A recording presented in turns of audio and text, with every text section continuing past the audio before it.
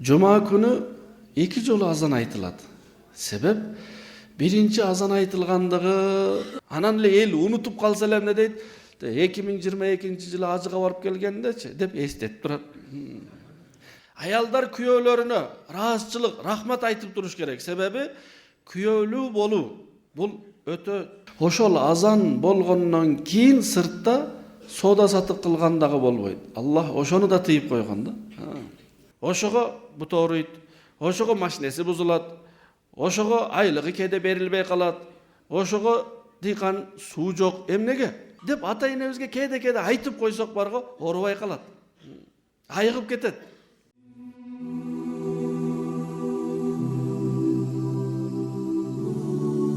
Аллах Таалага кайсыл бир амалды, кайсыл бир нерсени көңүл буруп, маани берип, такай кылган жагат.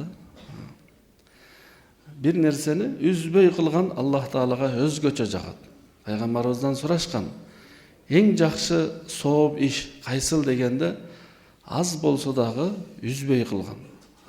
Аз, бирок үзбөйсүз. Түнү, күнү, кышын, жазын, ооруган кезде, ден соолук бар кезде үзбөй ошол жакшылыкты жасайсыз. Мисал катары айтканда, күндө 10 сом садака бересиз. Бирок бир дагы күн калтырбайсыз. Ушул күндө 10 сом садака берген бир жолу 1000 сом берип туруп андан кийин унутуп калгандан жакшыраак. Же күндө тахажжудка туруп 2 рекет тахажжуд окуйсуз, бирок күндө. Бул жакшыраак кээде түнү таң атканча намаз окугандан көрө. Түнү таң атканча намаз окубайсыз, болгону саат 3-тө туруп, дарат алып, 2 рекет намаз окуп, дуа кылып жатасыз. Болду, бунун баарына 10 мүнөт убакыт кетет. Үзбөй кылган. Же болбосо күндө 5 мүнөт Куран окуйсуз. Үзбөйсүз. Бул жакшыраак бир отуруп Куранды бир бүтүргөндөн көрө күндө жасаган. Ошого ахаббул а'мали илаллахи адвамуха ва ин қалла. Аллахка эң жаккан жакшы сооп иш үзбөй дайыма кылып жүргөн сооп иш аз болсо дагы деген пайгамбарыбыз саллаллаху алейхи вассалам. Ал эми парыз намазга, орозого маани берип, намаз убактысы келди деп бардык жумуштарды токтотуп, намазга даярданган бул Аллах Таалага өзгөчө жагат. Жума күнү 2 жолу азан айтылат. Себеп биринчи азан айтылгандыгы сырттагы адамдардын баарын жасап жаткан иштериңерди токтотуп, эми мечитке жөнөгүлө деп сырттагыларды мечитке чакыруу үчүн.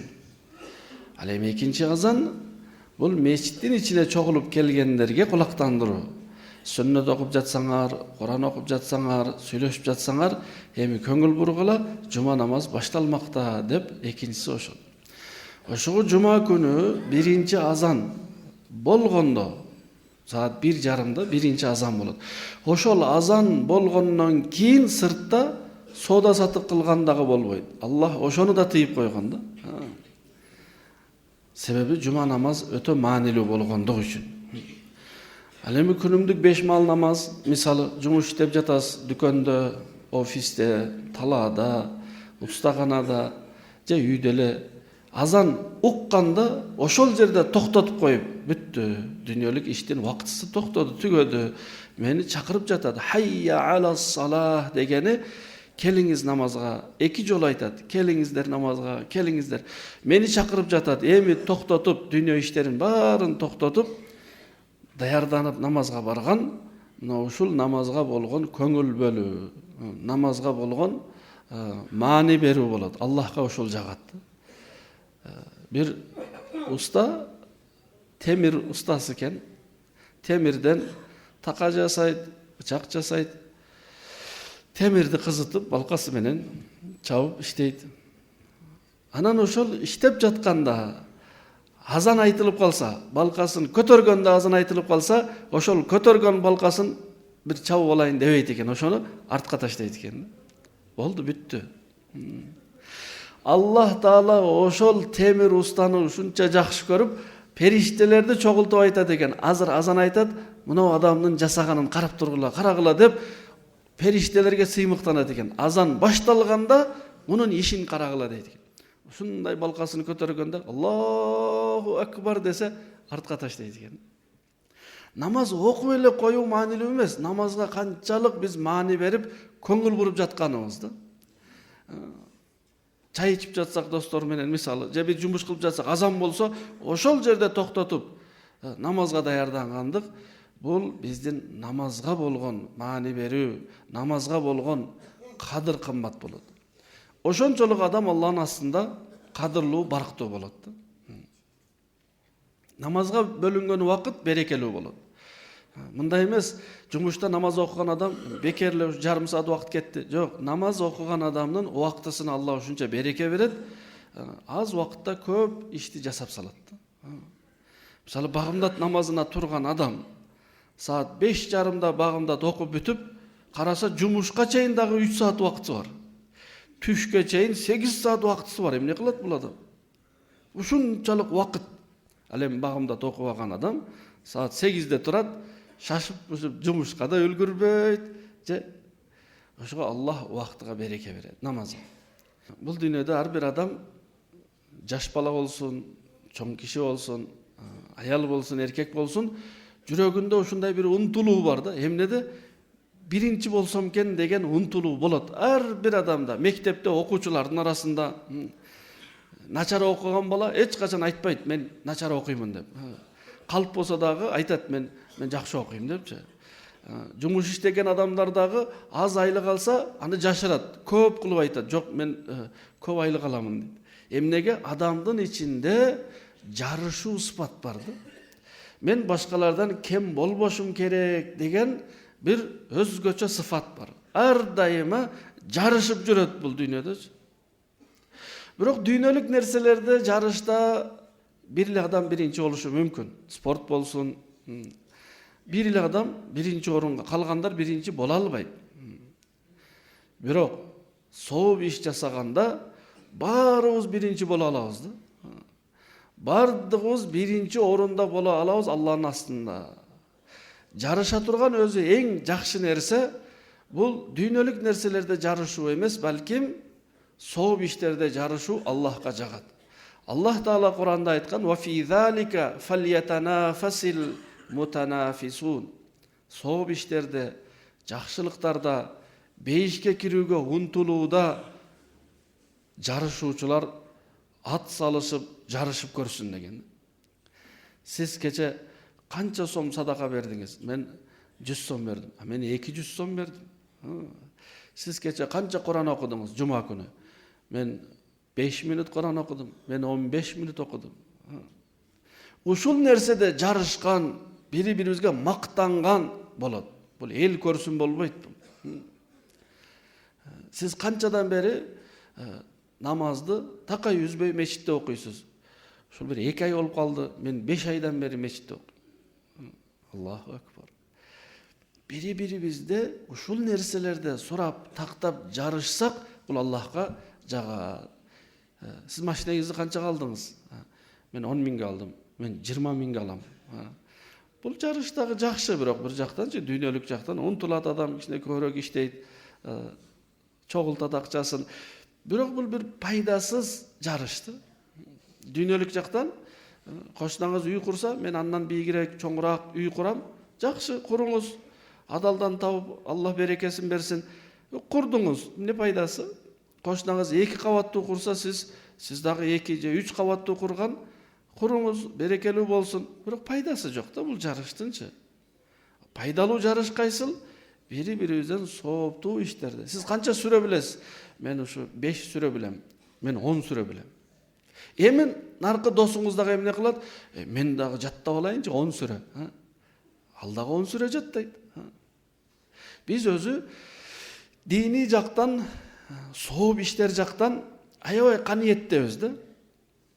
Мисал айтканда, жума намазга барган адам жума намазга барбаган адамды карап өзүн салыштырат да. Бир кошунасы бар, жума намазга барбайт. Эмне дейт? Мына кошунам жума намазга деле барбайт. Мен Кудай буйрса жуманы калтырбайм. Бир дагы жума калтырбайм. Бул жактагы кошунага салыштырбайт. Себеби ал 5 мал намаз окуйт. Жума намазга барбаган кошунаны карап, өзүбүзгө эмне болот? Тынчтанып, каниеттенип калабыз. Кудайга шүгүр, мен жок дегенде мусулманмын, жума намаз окуйм. Бул жумага да барбайт. Эми жума намазга барбаган адам эмнеси менен өзүн тынчтандырат? Мен кече айт намазга барып келдим. Бул кошуна айтка да барбайт. Айт намазга барган адам бир жылда 2 жолу намаз окуганына ыраазы, ошого өзүн тынчтандырып, кубанып жүрөт. Кимге салыштырат өзүн?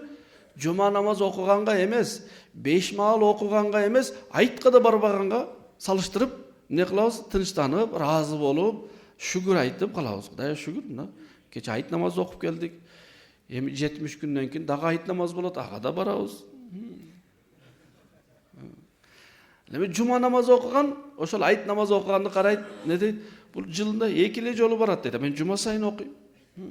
Демек мен жакшыраакмын, Кудайга шүгүр деген сөз.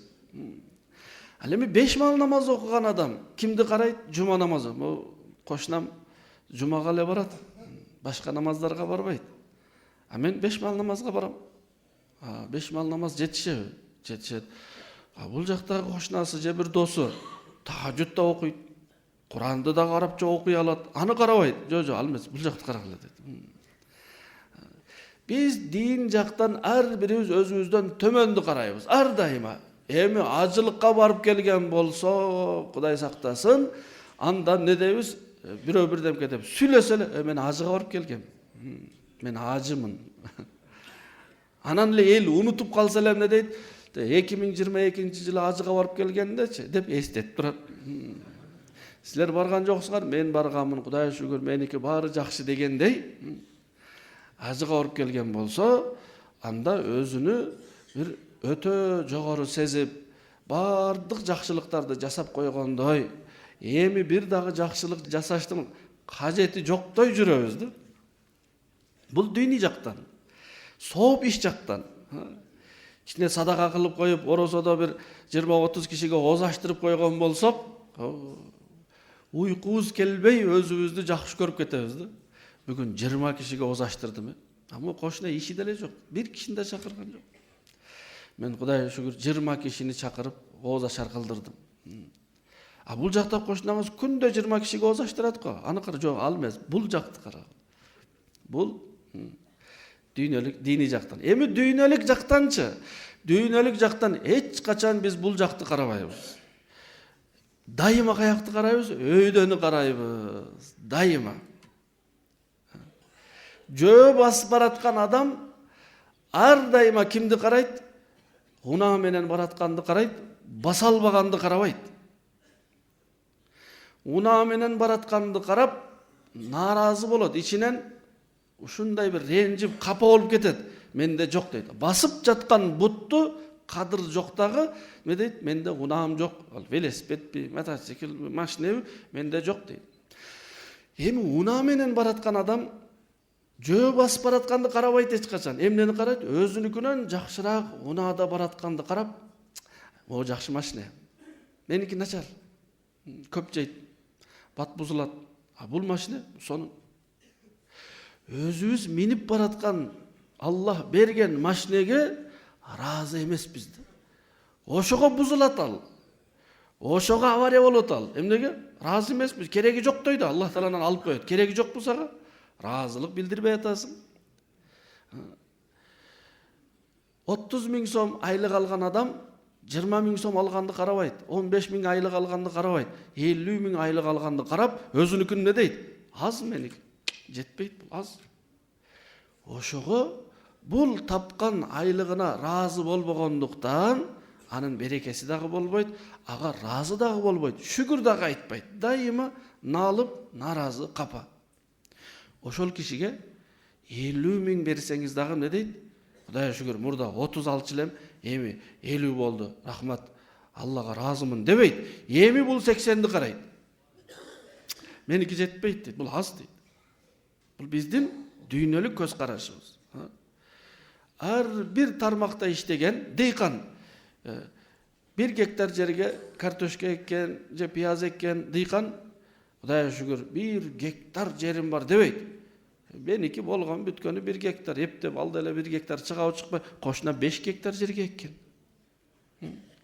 Демек биз колубуздагы бар нерсеге ыраазы эмеспиз.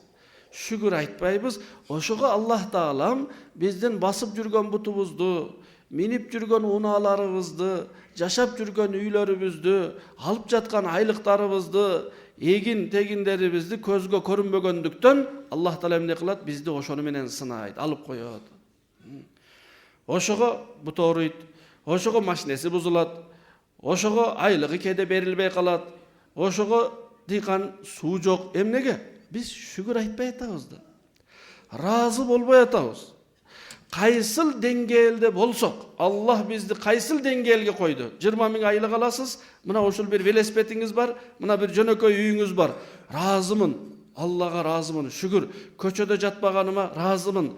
Жөө баспаганыма разымын деп жүрөктүн ичинен. Аны элге айтыштын кажети жок. Элдерге көчөгө чыгып алып туруп, мен разымын деп айтыштын кажети жок. Же чогулуштарда досторуңузга мен ушу велосипедке деле разымын. Жок, антип айтпаңыз. Жүрөктөн.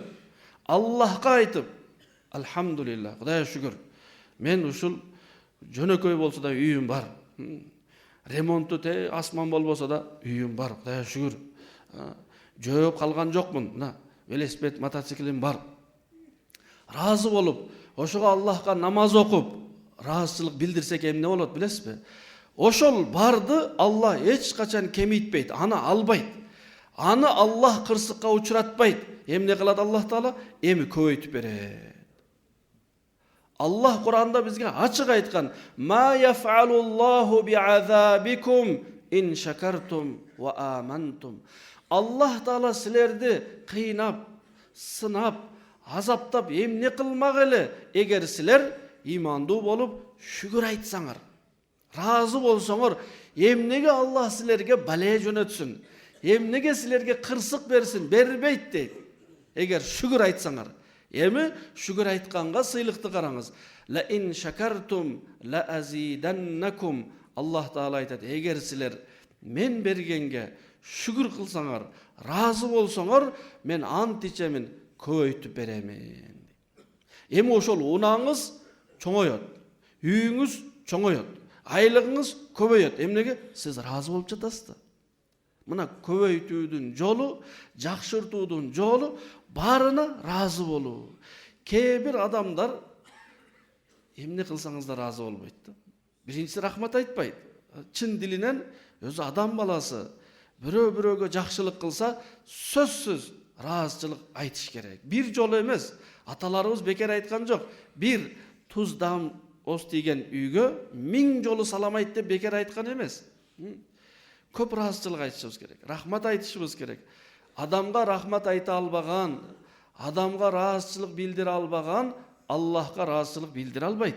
Пайгамбарыбыз айткан: "Маллам яшкурин нас, лам яшкуриллах." Бирөө бизге жакшылык кылды, бир жерге жеткизип койду, карыз сурасаңыз сизге карыз берип турду. Ошол адамга рахмат. Өткөндө кыйналганымда берип турдуңуз, разымын аябай. Бүгүнкү күндө ар бир адам дагы түшүнүп бере албайт. Сизге чоң рахмат, Алла разы болсун деп кайтарып берсеңиз, ал киши сизге рахмат айтсын үчүн берген жок. Алла разылыгы үчүн, сооп болсун, сизге кичине көмөк болсун деп берди. Бирок баары бир адамдын жүрөгү кичине болсо да күтөт да, ошол рахмат айтып койсо жакшы болот эле. Рахмат айтсаңыз эмне болот? Эми башка бирөө дагы жардам сурап келсе берет. Ал сиз болсо жана карызды мен өзүмдө болгондо сурабайт элем, өзүчү негизи. Өзү кичине зарыл болуп калып туруп сурап турдум эле, макул деп туруп карызын берип кетип калсаңыз, бул өтө бир кооз эмес бир көрүнүш болуп калат дагы, жанагы адам дагы макул өзү рахмат айтат акчасын алып барып бергениңизге. Эми башка бирөө сурап келсе, ал киши эмне дейт? Кечиресиз, бере албайм дейт. Жок. Жолду жабып койдуңуз. Эмне менен? Шүгүрсүздүк менен. Бүгүн адам ойлойт: мен эмнеге намаз окуйм? Күнөөм жок да мен. Мен күнөөм жок. Силер күнөөңөр толтура экен, баргыла мечитке. Мен күнөөм жок. Жок, күнөөбүз болгон үчүн намаз окубайбыз биз. Namaz okuganlar günөө kılıp, namaz okup, kayra kelip günөө kılıp, kayra namaz okup, андай kılışpayt. Namaz okuganlar Allah'a razılık bildirişet, jaratkandın ökümünü atkarıp, bergenine razı olup, ömürgө, densolukka, Allah bergen erkindikke, Allah bergen iyigiliklerge rahmat aytıp, razılık bildirip, Allah'a ökümünü atkarıp, secde kılıp, anan koşumça tilep alat. Bu nerseleri dağı berdi. Oşuğa biz razılık bildirgenden çarçabашımız gerek. Ayaldar kүйөөлөрүнө разычылык, рахмат айтып туруш керек. Себеби kүйөөлүү болуу бул өтө чоң байлык. Эркектер аялдарына разычылык кеде рахмат, разычылык билдирип кылган кызматына. Бирок сурабайлы да, эркек келип аялына рахмат айтпайсыңбы мага? Мага разычылык билдирбейсиңби? Дебеш керек. Ошондой эле аялдагы күйөөсүнөн разычылык же рахмат сурабаш керек. Балким өзүбүздөн өзүбүз кылсак жакшы болот. Канча адамдар бизге жардам беришет, канча адамдар көмөк көрсөтүшөт, кеңеши менен, бир жакшы бир багыт көрсөтүүсү менен, же кээ бирөөлөр жумушка орнотуп коюп, кээ бирөөлөр бир кишине жардам бере коюп, ошолорду эч качан унутпаш керек. Бир, экинчиси көрүп калган жерде ачык айтып рахмат билдириш керек, анан артыларынан дуа кылыш керек. Ошондо Аллах Таала сизге мүмкүнчүлүк берет. Эмне кылганга? Аллах берген ушунчалык чоң, көп неаматтарга, сыйлыктарга разычылык билдиргенге Аллах мүмкүнчүлүк берет. Ошондо инсан өзүнүн ийгиликтерди, жакшылыктарды караса, чын дилинен Аллага разы болуп кетет дагы, анан Куран окуп, зикир чалып, намаз окугандын маанисин, максатын сезет да. Аллах мага ушунча берсе, эми айтканын кылбаймбы? Айтканыңызды кылат да. Сиз бирөөгө жакшылык кылсаңыз, анан сиздин айтканыңызды кылса жакшылыкты көбөйтөсүз. Айтканыңызды кылып турса жакшылыгыңызды көбөйтөсүз. Анан барып бирөөгө арызданса, ушунча кызматын кылсам дагы кадырлабайт деп арызданып, наалып, сүйлөсөңүз эмне кылат? Жабып коет жолду. Кой, бул билбейт экен жакшылыкты деп. Адам табияты ушундай. Ошого туугандар, бири-бирибизге жакшылык кылалы. Ким бизге жакшылык кылса аларга разычылыкты уялбай, бир жолу эмес, кайра-кайра билдирели. Кайра-кайра билдирели. Биз кыйналганыбыз дароо эле эсибизден чыгып кетет. Ушул 10 000 сом өтө зарыл керек болуп калганда, ушул адам жардам берди эле го. Эч ким жардам бербегенде, ушул досуңуз, байкеңиз, тайкеңиз, кошунаңыз, кесиптешиңиз жардам берди эле го. Ошол кезде унутпаш керек. Анан кыйынчылык өтүп кеткенден кийин унутуп коебуз, карызды кайтарып берүүнү да унутуп коебуз да. Андай кылбаш керек. Кыйналган кезде унутпаш керек. Ошол кезде ким бизге жардам берген болсо, аларды да унутпаш керек. Бир жолу жардам бердиби? Ал эми жардам бербегендерди жаман көрбөш керек, күнөөлөбөш керек. Ар бир адамдын өзүнө жараша жагдайы бар. Ошого жакшы амалдарды, сооп иштерди жасаганда Аллах берген неаматтарды көп-көп эстейли туугандар. Аллах бизге канча сыйлык берди. Тил берди, сүйлөй ала турган. Сүйлөй албасак кандай болот эле? Көз берди, көрө ала турган. Көрбөсөк кандай болот эле? Баса албасак кандай болот эле? Бир бармак иштебесе кандай болот эле туугандар? Аллах бизге бардык мүчөлөрүбүздү толук кылып берди. Аллах бизге эң кымбат нерсе акыл берди. Акыл болбосо, үстүнөн алтын төксө дагы, ал алтындын не пайдасы бар? Акыл жокко. Аллах ошону берди. Алхамдулилlah. Ошого Аллага алкыш айтып жатканда, Аллахка разычылык билдирип жатканда, алхамдулилlah, Аллага разымын, шүгүрлөр болсун. Алхамдулилlah дегенде көз астыбызга ар бир жакшылыкты өткөрөлү. Бул ошол жакшылыктардын бизден кетпегендигине жана ошолордун көбөйгөндүгүнө себеп шүгүр айтуу. Алхамдулилlah, алхамдулилlah. Ар бир адам бүгүн шүгүр айтса жарашат. Ар бир мусулман шүгүр айтуусу керек. Налыса, арызданса, наразычылык билдирсе, төмөндөп кете берет. Байкасаңыздар, ошондой адамдар, такыр разы болбогон адамдар өтө кыйналып жашашат. Өтө оорулар менен начар жашашат. Эмнеге? Адамга да разы эмес, Кудайга да разы эмес да. Ошого разы бололу. Чын дилибизден. Аллах уул берди, башыбыз асманга жетип разы бололу. Кыз берди, эки эсе разы бололу.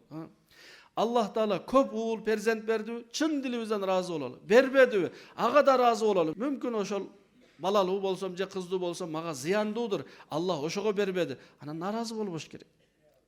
Sebebi Allah har bir nerseni bilip jasayt. Bolgonu biz şaşıp koyabız kişine. Biröөгө baylık berdi, razı bolsun. Biröөгө berbedi, razı bolsun. Emnege? Mümkün bul baylıkты kötörө albayt ele. Mümkün bul bay bolsa buzulup keter ele. Oşo Allah Taala har bir adamga kötörө ala turgan жоопкерчилик жүктү мойнуна жүктөйт. Kimge emne bergen bolsa çın dilinen oşonu kadırlap razıçılık bildireli. Kimge emne berbegen bolsa oşol nerselerge da razı bololu. Mümkün bergende misalı күчтүү bolgonumda mümkün elge ziyan jetkizer elem. Bay bolgonumda mümkün günögө kirip keter elem. Oşo Allah Taala maga jakşılık kılıp uşul nerselerdi berbedi je uşul nerselerdi berdi dep. Har birimiz karap körölü Allah'tın nimetlerine kurçalı ele turabız. Allah'tın jakşılıktары bizdin aylanabızda tolu ele turat. Bir adamdın keçine ısıtması bolup tursa 36-37 ısıtması ele bargo. Kolu, butu, közü, kulağı, jürögü, meyesi bari sonun iştep turat go. Keçine ısıtma var. Ema oşol kezde bardyk jakşılıktарды unutup kalgan jakşı emes. Bizdin ahvalımız oşol ele. Bar keçine bir жерден işimiz bolboy kalsa boldu. Bar nerselerde kadırlabayбыз, anan ele aytıp çıgabыз, anan ele arızdanabыз, anan ele narazı. Eң negizgisi bilesizби? Bizdin bir ziyanga uçuragandыгыбызга biz emes, başka biröler narazı bolup çıgattı. Bizdin oyubuz boyunçaçı. Oşogo eger bizge bir iyigilik gelse, bul tüzdön tuz Kudaydın bergeni. Eger bizge bir sınoo kelip kıyınçılık gelse, bul menin jasagan işimdin kesepeti dep bilişimiz gerek. Hiç kaçan biröөнүкү biröөгө тийбейт. Allah Kur'an'da aytkan, ma asabaka min hasanatin, sizlerge kandaydır bir jakşılık gelse, fa min Allah. Tüzdön tüz Allah taraftan geldi. Ama asabaka min sayyiatin, alemi kandaydır bir sizge jakpagan jagday bolup kaldı bu, fa min nafsik, özüңdün nafsiңdin jasagan jamandыгын kesepetinen. Mümkün bir tura mesaj jasap koygamın, oşonu kesepeti. Asmanga taş ırgıtıp gül kütmöş gerek de. Asmanga birinci gül ırgıtıp koyuş gerek, anan gül kütüş gerek. Asmanga taş ırgıtıp emnege taş deydi degen bu adiletsizlik bolot. Oşoga har bir adam Allah'tın nimetlerine şükür aytıp tuğanda razı bolup, oşolordu kerek bolsa жазып, Allah maga bul nerselerdi berdi desek ötö köp bolot. Bir adam kelip arızdanat eken, mende çoğun iki etaj üyüm jok, mende kımmat maşinem jok, mende 100.000 somduk aylığım jok dese, bir danışman akıllı adam ulap ketet eken. Ulap keteyim mi? Sende sakar oruğunda jok, rak oruğunda jok, karızыңda jok, şu joktordu ulap kete versen razı bolasın deydi eken. Biz oyuz boyunca ele bul jok. Ötö jaman nerselerdin joktugunaçı. Bul dagı jakşı nerse de. Mende meni sızdatkan bir uulum jok, alhamdulillah. Töle albay turgan karızım jok, alhamdulillah. Meni kıynap jatkan koşnam jok, alhamdulillah. Kança joktor paydalı. Oşoga jalaň ele nafsimizdin kaaloosун ele jok dei berbey, Allah bizni saktap koygan jaman nerselerdin dagı joktugun nimet dep bileli. Allah Taala barыбызды jakşı amaldardy kılууga ozuvçulardan kılsın, aldıga ötүүчүlөрдөн kılsın. Allah bergen jakşılıklardı kadırlooçulardan kılsın. Subhanakallahumma bihamdika nashhadu an la ilaha illa anta nastagfiruka Allahumma ve natubu ileyk.